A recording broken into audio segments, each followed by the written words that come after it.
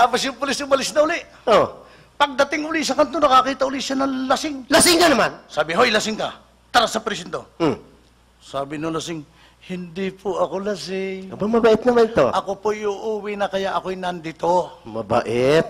Sabi ng pulis, alin ang bahay mo? Sabi ng pulis, yan, tapat na yan ang bahay ko. Para maniwala kayong bahay ko, ito ang susi, tingnan nyo. Bubuksan ko ang pinto. Binuksan.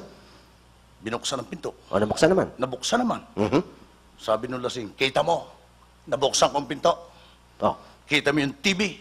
Kita mo yung stereo. Oo. Akin yan. Ah, ganun.